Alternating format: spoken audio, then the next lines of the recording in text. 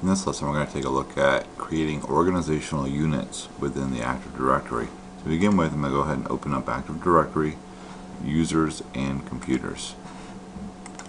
And now that I'm here, you're going to see these are some of the pre-built or just default organizational units that are out there. One for users, one for computers, one for domain controllers, and so forth.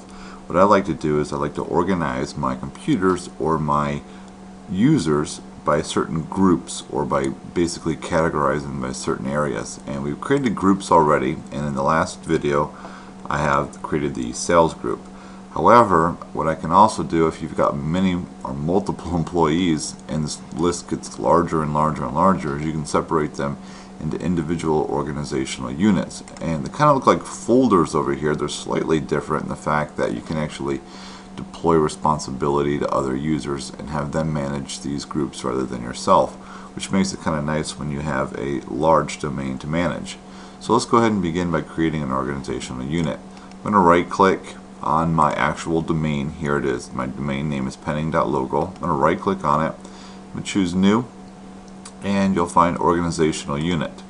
And you can give this any name you want. I'm going to go ahead and call this organizational unit sales. And you're going to notice this protect container from accidental deletion. That ends up being a problem if you want to delete it, and I'll have a future video here that'll show you how to delete them once they have been created with this. But if you plan on just creating it and then deleting it, you're going to want to uncheck that. But I will show you in a lesson and a few more lessons how to actually delete these in case you make a mistake. So I'm going to go ahead and hit OK. And you're going to see the folder has now been created, this organizational unit. It says there's a little folder here called sales. Notice the difference in the icon.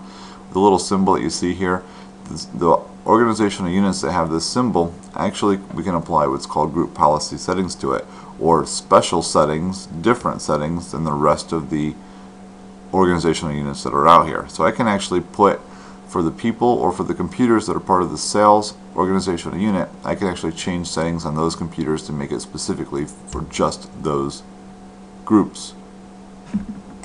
And so we can create as many organizational units as we want to. If I want to create another one, I can go ahead and right click on the domain again, go to new organizational unit, and this time let's go ahead and do accounting, and I'll create one more.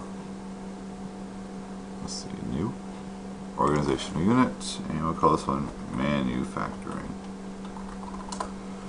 Alright, so you can create as many as you want. Now you can actually create organizational units within the organizational unit, similar to you do with folders. So you can create your own hierarchical system here. For instance, if maybe in the sales, I may want to, if I right click on the sales and go to new organizational unit, this will create one within the sales organizational unit. So I may have sales in Baltimore office, and you can see that creates it in there. I may also have sales in the Kalamazoo office, or possibly in the Atlanta office. So you can go ahead and break them down even further. Now I would recommend, and just the recommendation is not to go more than 3 deep. And so basically having more organizational units, because that eventually becomes too cumbersome to manage all of those organizational units that are out there, considering each one of these can have their own set of properties as far as group policy is concerned, or permissions with group policy.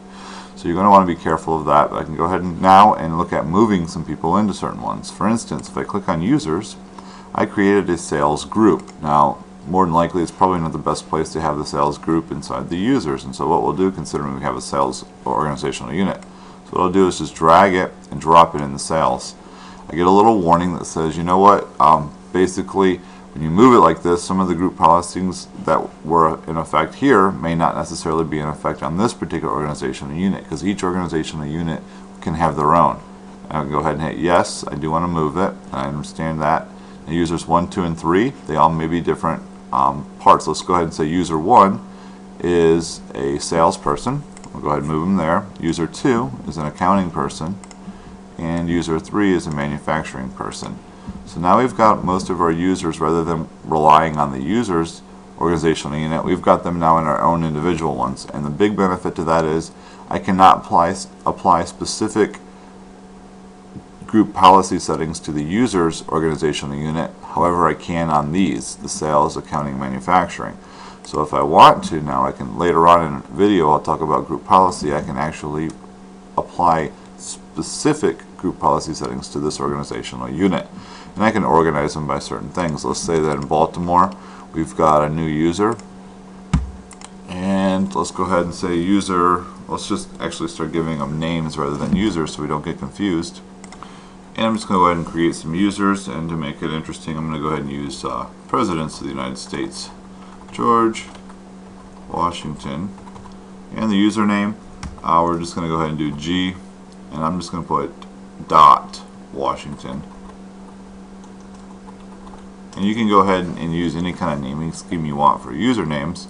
Doesn't really matter on these videos. However, if you're going to have a large organization, you're going to want to be careful because you may have the same person with the same initials if you're going to use initials, or even the same name. So you're going to want to come up with your own naming scheme.